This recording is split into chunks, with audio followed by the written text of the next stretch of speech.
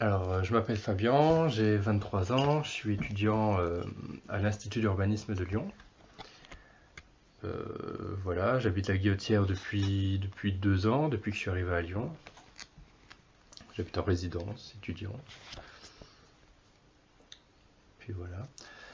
Je vais lire un extrait de Terre des Hommes d'Antoine de Saint-Exupéry. Et donc pourquoi j'ai choisi cet extrait? Je l'ai choisi parce que c'est à la fin du roman, de l'ouvrage, où en fait il donne une définition de ce qu'est l'homme, et en fait ça correspond à mes yeux plutôt bien à ce que... C'est assez représentatif de la Guillotière, parce qu'à la Guillotière on est quand même sur un brassage culturel assez important, et en fait on se rend compte que au-delà de ces différences qu'il peut y avoir, sur le fond, enfin voilà, on reste des hommes, au-delà justement des différentes cultures qu'il peut y avoir, des différentes couleurs de peau, etc. Voilà. Ok. Je vais lire les deux derniers. C'est les deux derniers sous-chapitres de la fin du livre. Liés à nos frères par un but commun et qui se situe en dehors de nous, alors seulement nous respirons. Et l'expérience nous montre qu'aimer, ce n'est point nous regarder l'un l'autre, mais regarder ensemble dans la même direction. Il n'est de camarades que s'ils s'unissent dans la même cordée, vers le même sommet en quoi ils se retrouvent.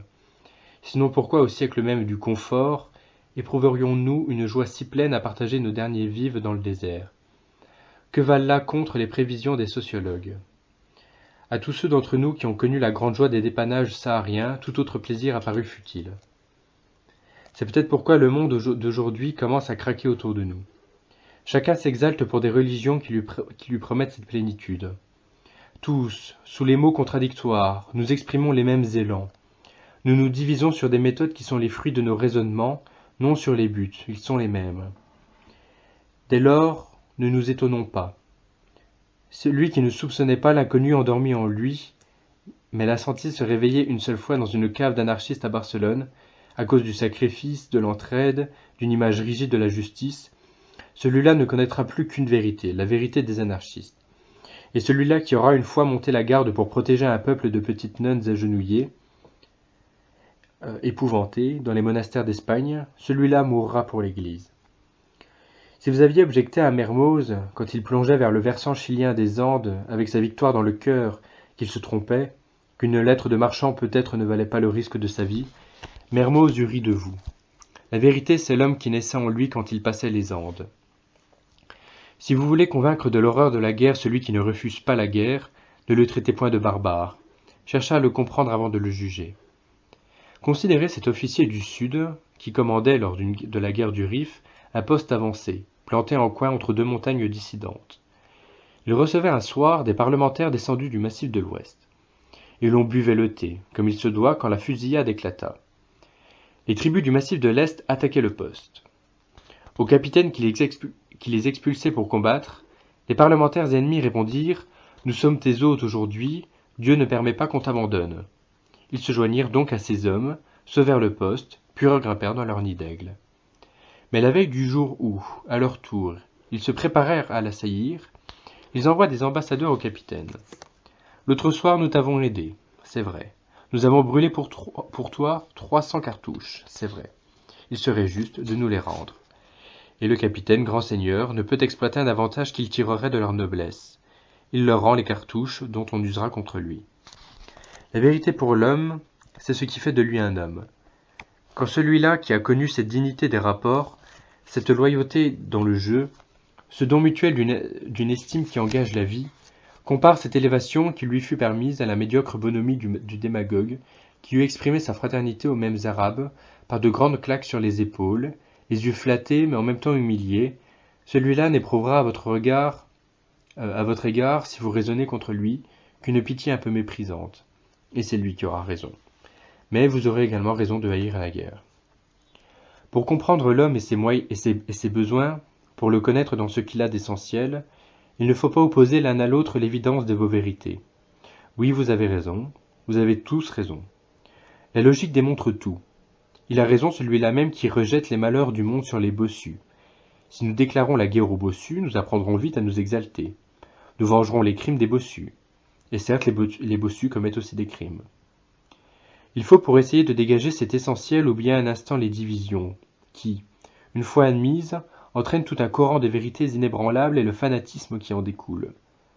On peut ranger les hommes en hommes de droite et en hommes de gauche, en bossus et en non-bossus, en fascistes et en démocrates, et ces distinctions sont inattaquables.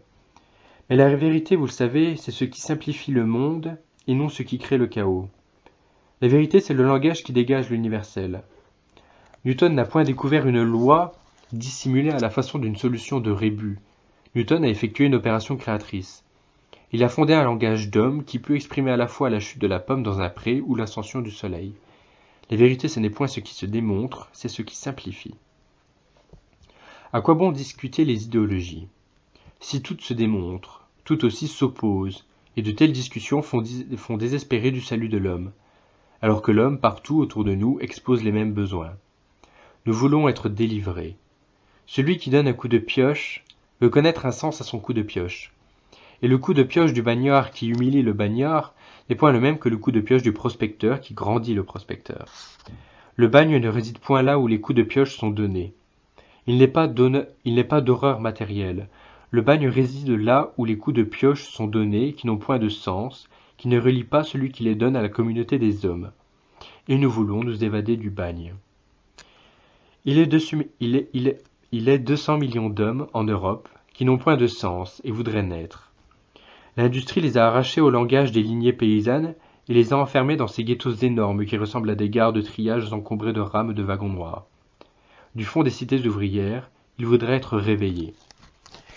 Il y en est d'autres, pris dans l'engrenage de tous les métiers, auxquels sont interdites les joies du pionnier, les joies religieuses, les joies du savant. On a cru que pour les grandir, il suffisait de les vêtir, de les nourrir, de répondre à tous leurs besoins. Et l'on a peu à peu fondé en eux le petit bourgeois de Courteline, le politicien de village, le technicien fermé à la vie intérieure. Si on les instruit bien, on ne les cultive plus. Il se forme une piètre opinion sur la culture, celui qui croit qu'elle repose sur la mémoire des formules. Un mauvais élève du cours de spécial en sait plus long sur la nature et sur les lois que Descartes et Pascal. Est-il capable des mêmes démarches de l'esprit? Tous, plus ou moins confusément, éprouvent le besoin de naître. Mais il est des solutions qui trompent. Certes, on peut animer les hommes en les habillant d'uniforme. Alors ils chanteront leurs cantiques de guerre et rompront leur pain entre camarades. Ils auront retrouvé ce qu'ils cherchent, le goût de l'universel. Mais du pain qui leur est offert, ils vont mourir. On peut déterrer les idoles de bois et ressusciter les vieux mythes, qui ont, tant bien que mal, fait leurs preuves. On peut ressusciter les mystiques du pangermanisme ou d'Empire romain. On peut enivrer les Allemands de l'ivresse d'être Allemands et compatriotes de Beethoven. On peut en saouler jusqu'au soutier. C'est certes plus facile que de tirer du soutien à Beethoven. Mais de telles idoles sont des idoles carnivores. Celui qui meurt pour le progrès des connaissances ou la guérison des malades, celui-là sert la vie en même temps qu'il meurt. Il est peut-être beau de mourir pour l'expansion d'un territoire, mais la guerre d'aujourd'hui détruit ce qu'elle prétend favoriser. Il ne s'agit plus aujourd'hui de sacrifier un peu de sang pour vivifier toute la race. Une guerre, depuis qu'elle se traite avec l'avion et l'hypérite, n'est plus qu'une chirurgie sanglante. Chacun s'installe à l'abri d'un mur de ciment. Chacun, faute de mieux, lance, nuit après nuit, des escadrilles qui torpillent l'autre dans ses entrailles, font sauter ses centres vitaux, paralysent sa production et ses échanges. La victoire est à qui pourrira le dernier, et les deux adversaires pourrissent ensemble. Dans un monde devenu désert, nous avions soif de retrouver des camarades. Le goût du pain rompu entre camarades nous a fait accepter les valeurs de guerre. Mais nous n'avons pas besoin de la guerre pour trouver la chaleur des épaules voisines dans une course vers le même but. La guerre nous trompe. La haine n'ajoute rien à l'exaltation de la course. Pourquoi nous haïr? Nous sommes solidaires, emportés par la même planète, équipage d'un même navire. Et s'il est bon que des civilisations s'opposent pour favoriser des synthèses nouvelles, il est monstrueux qu'elles s'entre-dévorent. Puisqu'il suffit pour nous délivrer de nous aider à prendre conscience d'un but qui nous relie les uns aux autres, autant le chercher là où il nous unit tous. Le chirurgien qui passe la visite n'écoute pas les plaintes de celui qui l'ausculte. À travers celui-là, c'est l'homme qu'il cherche à guérir. Le chirurgien parle un langage universel. De même, le physicien, quand il médite ces équations presque divines par lesquelles il saisit à la fois l'atome et la nébuleuse, et ainsi jusqu'au simple berger. Car celui-là, qui veille modestement quelques moutons sous les étoiles, s'il prend conscience de son rôle, se découvre plus qu'un serviteur.